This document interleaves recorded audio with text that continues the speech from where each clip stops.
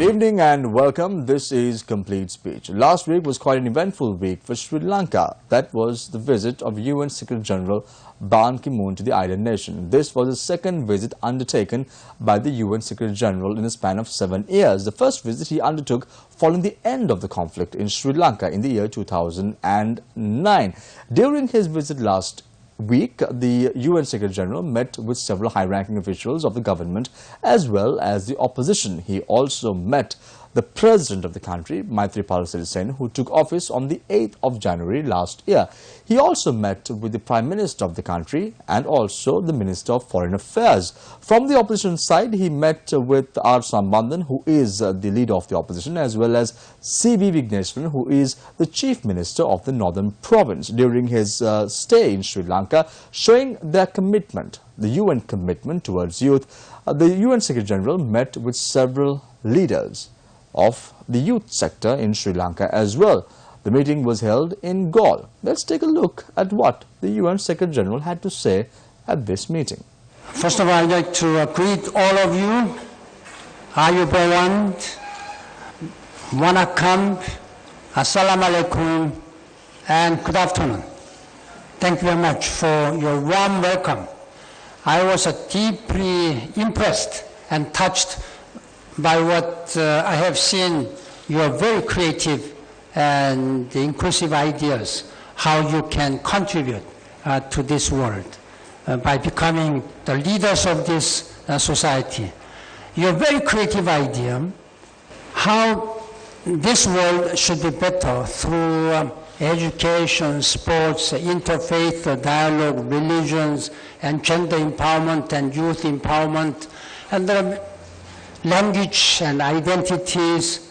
I cannot all recall what you have shown me. There is art and culture and language and identity, and these are something which I have never thought that you are so much committed, so much creative in cultivating and exploring your own participation in this society. Again, I hope you will keep up this spirit of engagement and your own leadership.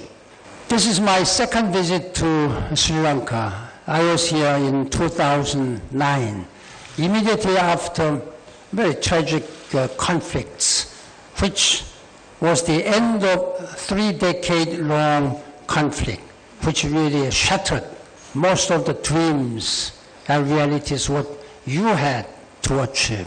Now that you are going through all this important transition toward a better future, I wanted to see for myself how you have been making difference, how you're making your own future. Wherever I travel as a Secretary General of the United Nations, I try to meet young people. I want to hear your own concern. Most of you have a concern, while you have dreams, aspirations.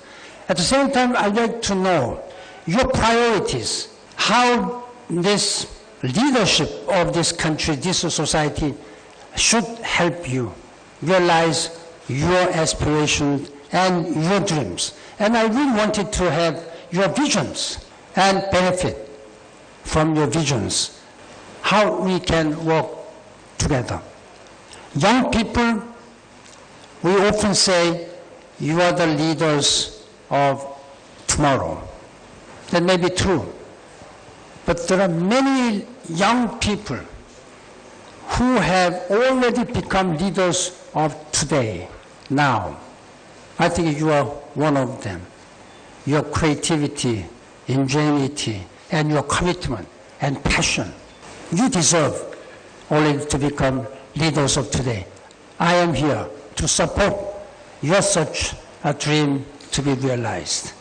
The United Nations has made it one of the 5 priorities which I set. At the beginning of my second term, the working for and with young people and women. That's one of the top priorities of the United Nations. In 2013, to help realize these priorities, for the first time in the history of the United Nations in 70 years, I appointed very young man, at that time 28-year-old Jordanian young man, as my envoy of the UN Secretary General on youth. Last July, 2 months ago, I launched Global Partnership to End Violence Against Children, a landmark in our efforts to make sure every child can reach his or her potential free from violence. I was also briefed by a young lady about this sexual violence. And also, when there is a violence, there must be a justice process. I thank the government of Sri Lanka for its support for this partnership and for offering to become a pathfinder country. Last month, on the occasion of International Day of Youth, which was designated by the United Nations, that was August 12th, I appointed again, for the first time, the Special Envoy of Secretary General on Youth Empowerment. He was former Prime Minister of Austria. His name is Werner Faymann, whom I have known long time.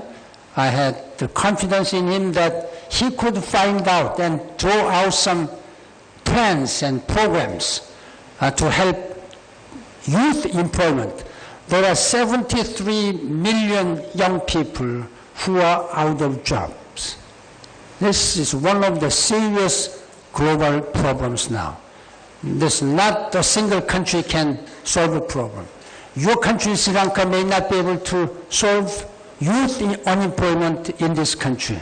Therefore, we have to address globally. Around the world, United Nations is working to ensure that every young person has the education, health services, employment, and rights they deserve. And the United Nations is building more and stronger partnerships with the youth-led and youth-focused organizations to promote peace and development. I have also been trying to put right one of the most serious injustices, the exclusion of young people from peace building and reconciliation processes. Why should the young people be drafted to fight war? Why cannot be the case that young people participate in peace building instead of troublemaking, instead of becoming targets of enemies and fighting? We should have all these young people be able to participate in the peacemaking process to ensure sustainable social justice, especially in countries like Sri Lanka that are recovering from conflict. Bottom-up peace-building approaches, including young people, women, and all sectors of society, are crucial. The United Nations Security Council, December last year, again, for the first time in 70-year history, they adopted a landmark resolution on youth, peace, and security. Normally, the perception is that youth doesn't have any role in peace. The Security Council has recognized these very important implications that youth has a critical role to play in making peace and security. That is known as Security Council Resolution 2250. 11 years ago, the Security Council of the United Nations for the first time recognized the importance of women. There was no such understanding, perception that women are very important in making peace and security of the world. They adopted resolution, which is a lot of the women community leaders may know. This 1325, this is a very well-quoted numbers. Resolution 1325, that's of women and peace and security. Now, even though it was a little bit late, The United Nations has recognized the importance of women and youth in world peace and security. That you should be proud and you should be part of this. I'm really making very important case of this. The United Nations is taking such a serious attention on your future. It recognizes. We're now going for a short commercial break. When we come back, we take a listen to what the UN Secretary General had to say about Sri Lanka and the youth and how they should be empowered. Role of young people as peace builders and agents of change who can break down barriers and reach across cultural divides. Young people also played a critical role in designing the 2030 Sustainable Development Agenda with 17 goals. There are 17 goals. These are some of the goals here. When I was mandated by the United Nations General Assembly to present the proposals for Sustainable Development Goals, the United Nations, through our My World website, sent out at least 8 million young people. 8 million young people. Some of you must have received it. Question was that, what kind of world do you want? What is your view? How this world should be? Just tell us. There was brief answers. A lot of answers were received by the United Nations. We analyzed and categorized, and that's why we have now 17 Sustainable Development Goals. You were part of this. Therefore, I'm asking you that you are now going to be the part of this, implementing these Sustainable Development Goals. I had the good talks with the Prime Minister, Foreign Minister, Justice Minister, Minister of Law and Order, and many state ministers, asking the leadership of this country that make sure that these 17 goals are implemented full and in its entirety in its comprehensive way.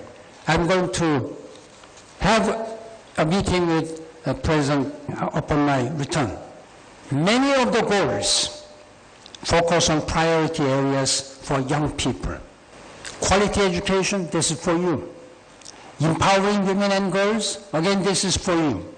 Ensuring that decent work for all, water, sanitation, and all other are for you. All countries have pledged to bring this agenda to life. I call on young people to lead the way. All of you can be sustainable development leaders. You may be interested in human rights or justice. You may be fascinated by agriculture or medicine. You may want to care for the elderly or teach in schools. Whatever path in the future you may choose, I encourage you to participate in our drive for a sustainable future. Everybody must be on board. Nobody should be left behind. Dear friends, in recent years, Sri Lanka has emerged as one of the biggest contributions to the youth agenda. Your country is a strong advocate for youth development on the international stage. In 2014, 2 years ago, Colombo hosted the World Conference on Youth. That was the first ever to be hosted in Asia. At the UN General Assembly, Sri Lanka promoted the celebration of July 15th every year as World Youth Skills Day, which was inaugurated only last year at the initiative of Sri Lankan government, and I applaud it. Domestically, it is important to continue to increase investment in the young women and men who make up 1/5 of this Sri Lankan population, part of the biggest generation of young people in history. You are your country's biggest asset. Sri Lanka's future success depends on you. But most of you were born and lived your early lives during the times of conflict, during this 3-decade-long conflict, or terror, displacement. Many of you suffered deprivations and injustices.